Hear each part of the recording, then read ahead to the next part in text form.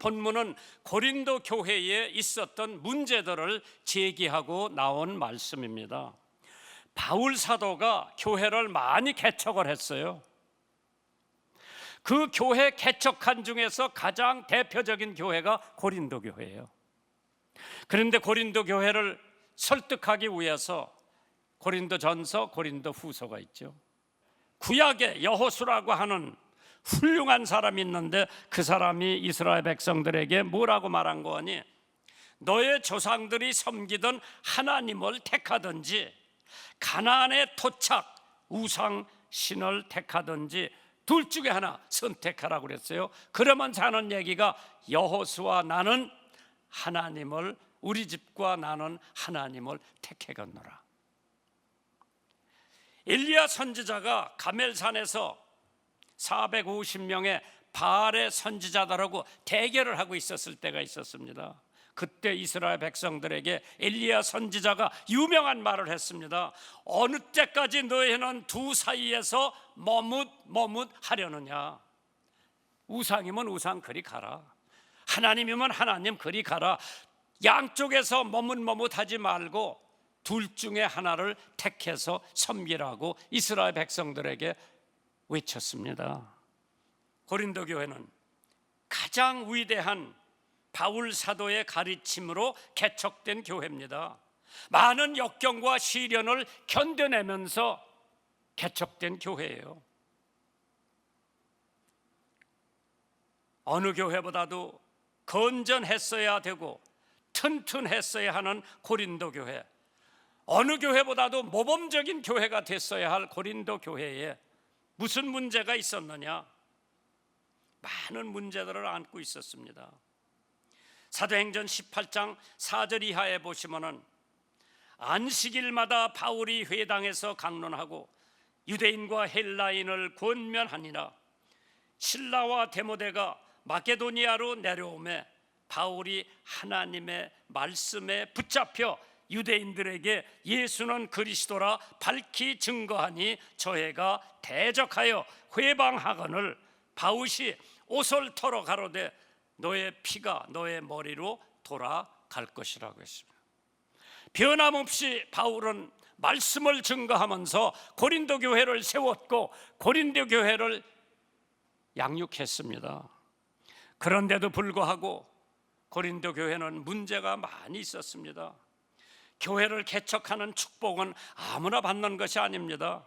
다윗 왕도 성전을 한번 지어보려고 모든 재료를 다 준비했지만은 하나님께서 다윗에게 교회 짓는 거 허락을 안 하고 자기 아들 솔로몬에게 하나님의 성전을 지으라고 부탁을 하셨습니다. 성전 짓는 거는 아무나 하는 게 아니고 하나님의 택함 받고 하나님의 성전된 사람, 선전된 사람으로 말미암아 하나님께서 당신의 교회를 지으라고 축복을 해주십니다. 윤한 씨라고 고등학교만 졸업한 사람이 있었습니다. 가난한 채 이북에서 월남을 했을 때에 그 어머니가 너는 이남에 가거든 축복을 받아 장로가 되고 예배당 100개를 지어 하나님 앞에 바쳐라. 그 유언을 하고 엄마하고 일사후퇴 때 아들이 부산을 내려왔어요. 정거장에서 보따리 하나를 주셨는데 돈도 있고 금품도 있고 귀한 보따리, 열심히 노력을 해가지고 주인을 찾아주고 허드레한 일을 열심히 하면서 돈을 많이 벌었습니다. 10분의 1조를 하나님 앞에 내는 게 아니라 10분의 3조를 하나님 앞에 바치면서 그 평생 100개의 예배당을 지은 사람입니다. 장로가 되고 훌륭한 어머니 신앙의 본을 받아 일사후퇴에 한국에 내려와서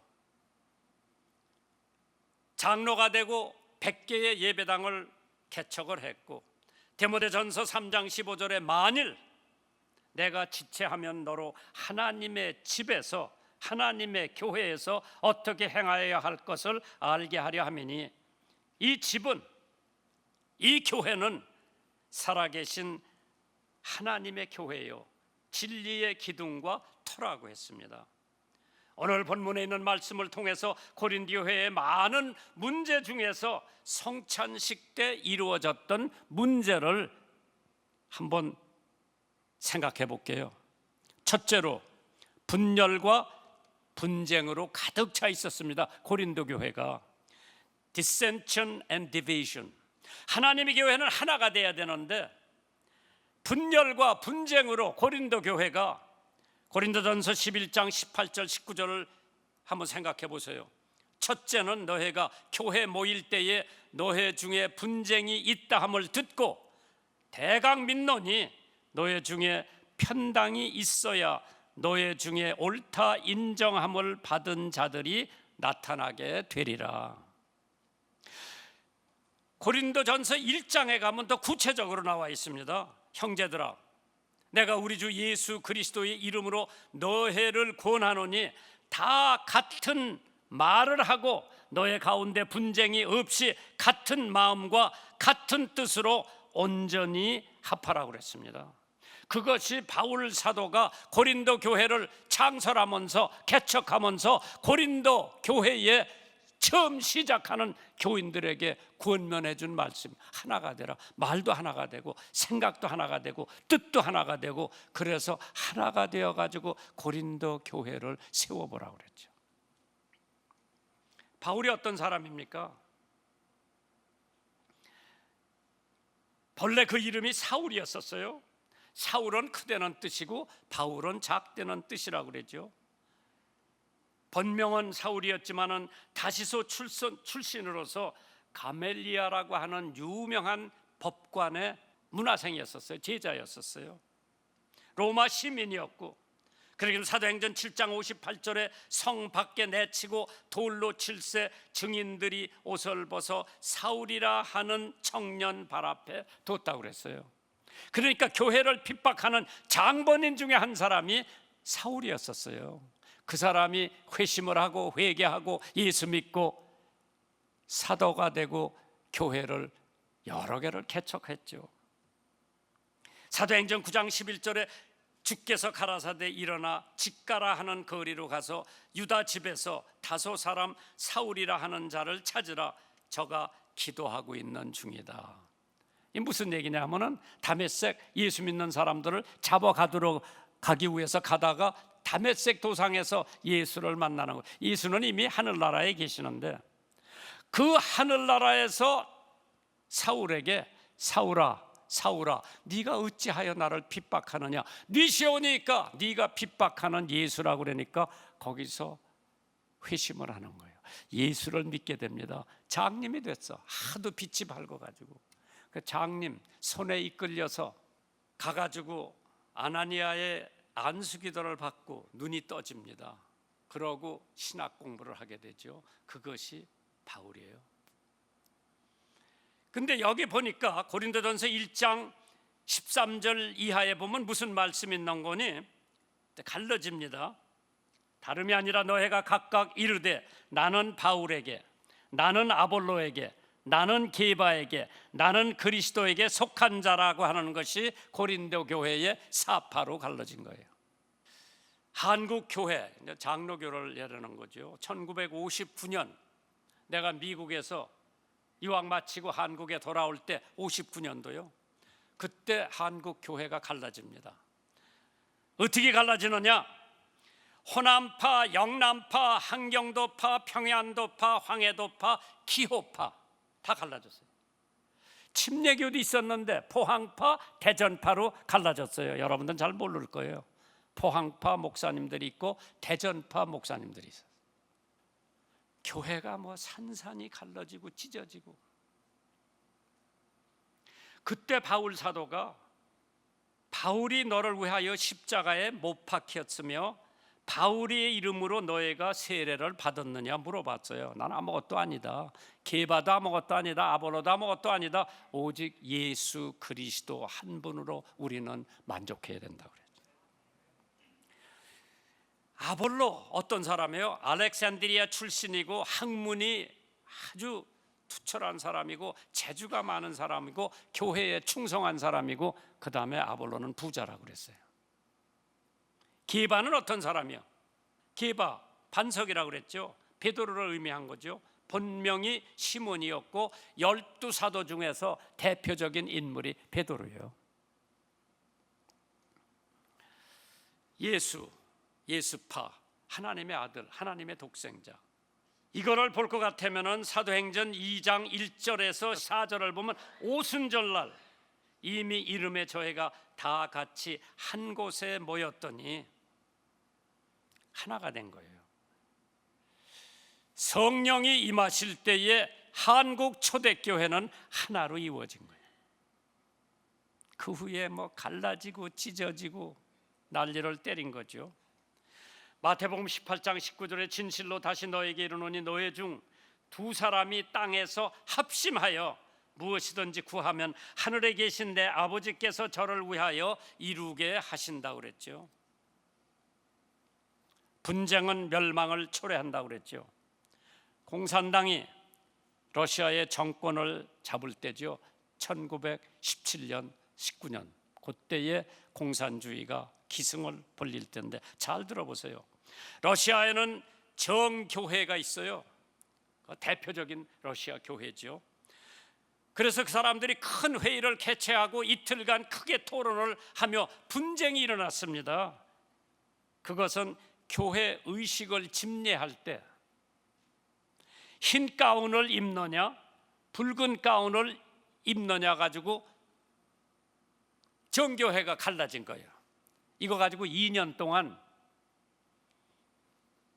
갈라질 대로 갈라지고 그러는 동안에 러시아에는 이미 붉은 공산당의 혁명이 늘어가고 있었을 때요. 전 러시아가 빨갛게 물들고 있었을 때에 분쟁 때문에 지나간 70년간 정교회는 러시아에서 교회 노릇도 못하고 박해 속에서 살았습니다. 이것이 가져오는 분쟁과 분파의 결과예요.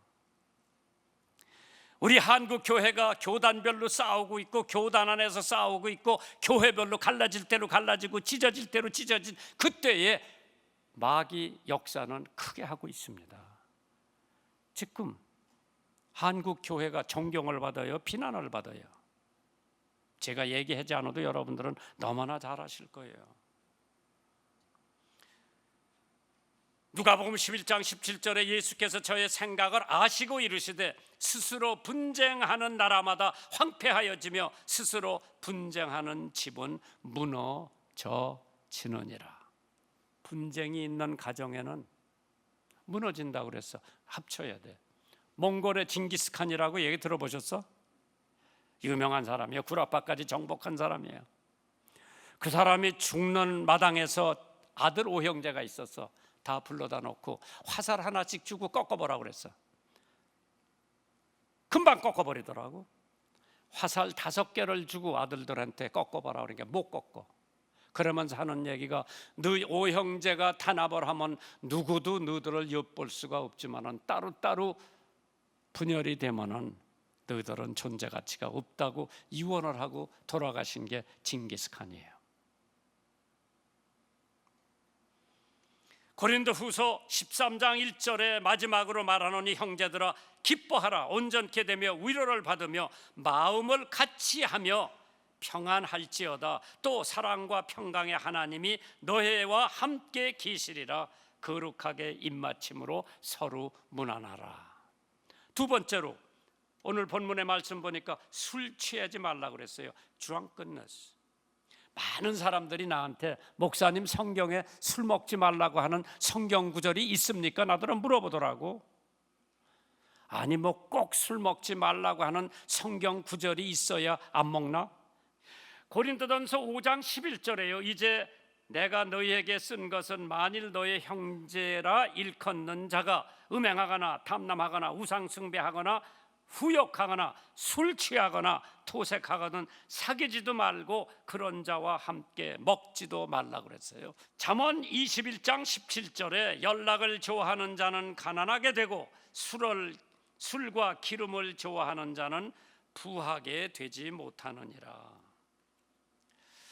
혼합한 술을 구하러 다니는 자에게 반드시 망한다 그랬죠.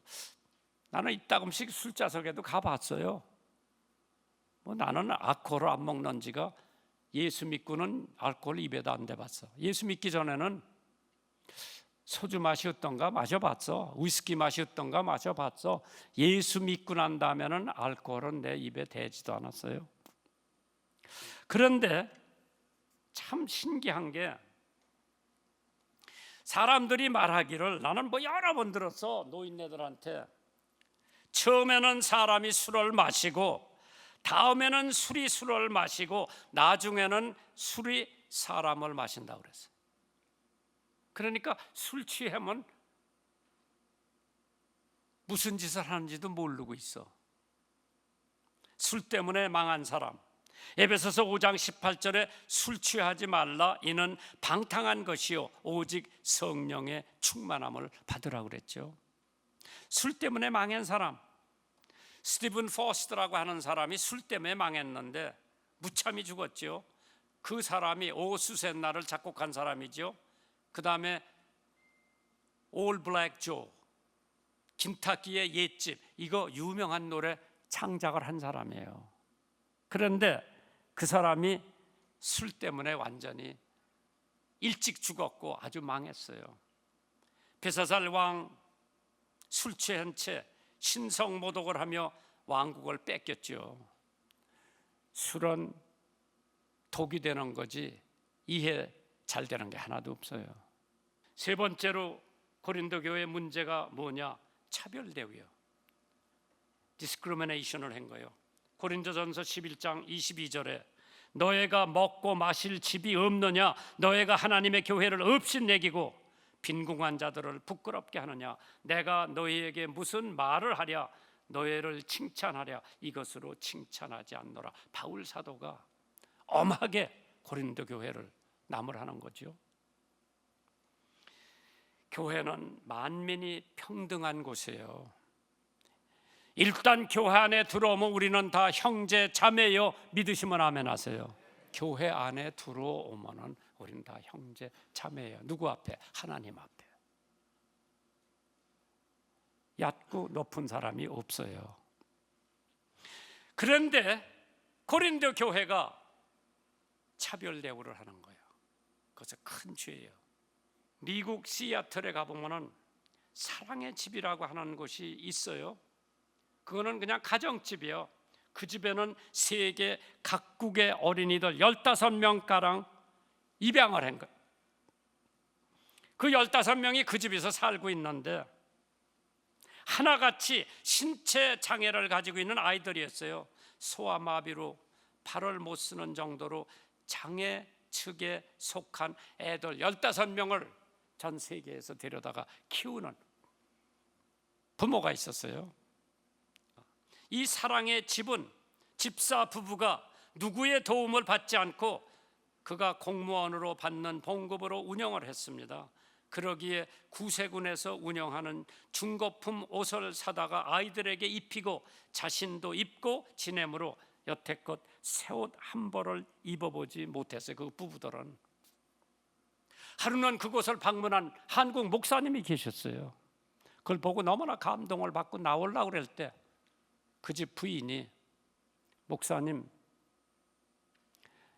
이거 구세군에서 중고품 사온 오바지만은 날씨가 쌀쌀하니까 이거 입고 가세요.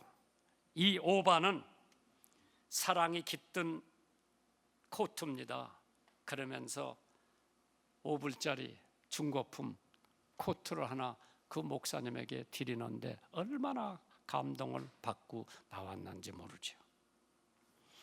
요한복음 21장 17절에 세 번째 가라사대 요한의 아들 시몬아 네가 나를 사랑하느냐. 세 번 베드로가 주님께서 제가 사랑하는 거 아시죠? 내 양을 먹여라, 내 양을 치라 말씀하셨어요. 미국의 33대 대통령 해리 트루먼이라고 하는 대통령이 1948년 2월 8일 날 자기 일기장에 수기를 다음과 같이 쓴 글이 있습니다. 나는 산보를 끝마치고 교회를 갔다. 그 교회 목사님은 언제나 나를 한날 같은 신도로 대해준다. 그는 결코 나를 배우나 서커스단의 단장같이 취급하지를 않는다. 그래서 나는 그 교회를 가기 즐겨워한다. 언젠가 내가 알고 있는 어떤 목사님의 교회에 갔더니 그분은 나를 선전 재료로 삼았고 여러 사람 앞에서 나를 자랑하는 일이 있었으나 그곳에는 내가 2번 다시 가지를 않았다. 신문에다가 자기 이름을 내려고 애쓰는 사람을 나는 별로 좋아하지 않는다고 일기장에 써놨습니다. 교회에 차별 대우가 있어서는 안 됩니다. 야고보서 2장 1절에 내 형제들아 영광의 주 곧 우리 주 예수 그리스도를 믿는 믿음을 너희가 받았으니 사람을 외모로 취하지 말아라. 마지막으로 그릇된 성찬을 받았지요. 이 사람들은 defective partaking. 고린도전서 11장 27절에 그러므로 누구든지 주의 떡이나 잔을 합당치 않게 먹고 마시는 자는 주의 몸과 피를 범하는 죄가 있느니라. 우리는 성찬을 하는 이유는 꼭 한 가지 이유밖에 없어요. 주님이 나를 위해 십자가에 피 흘려 돌아가심으로써 주님의 돌아가심을 기념하기 위해서 성찬을 받는 거죠. 요한계시록 19장 16절에 그 옷과 그 다리에 이름을 쓴 것이 있으니 만왕의 왕이요 만주의 주라 하였더라. 재림의 결과가 있을 거 아니에요. 충성된 일꾼들에게 시상식이 있어요. 성도의 성결을 위하여 예수님이 반드시 재림을 하셔야 됩니다. 살아있는 성도들을 변화시키기 위해서 예수님이 재림하시면 우리는 눈 깜짝할 사이에 예수님과 같이 된다고 그랬죠. 죽은 성도들에게는 예수님이 재림할 때 다시 부활하신다고 그랬어요. 화장을 했거나 땅에 묻었거나 예수님 재림하실 적에는 다 합쳐가지고 예수님 부활의 몸으로 우리가 변화된다 그랬죠. 주와 더불어 천국에서 영생을 할 거고 교회는 영광스럽게 된다 그랬죠. 재림의 약속, 신구약 성경의 12권 속에 1845번이나 예수님의 재림이 언급되어 있죠. 그러니까 예수님 처음에 오신 거하고 예수님 재림하신 거하고 8대 1이래요. 재림이 8번째 언급이 됐으면 예수님 처음 오신 건 한 번밖에 없어요. 그만큼 재림이 우리 믿는 사람들에게 중요한 거예요. 볼지어다 구름을 타고 오시리니 각인의 눈에 그를 보겠고 그를 찌른 자들도 볼 터이요 땅에 있는 모든 족속이 그를 인하여 애곡하리라. 그러하리라. 아멘. 어떤 아들이, 조그만 아들이 아버지가 먼 나라로 출장을 가는데 아버지 언제 돌아와?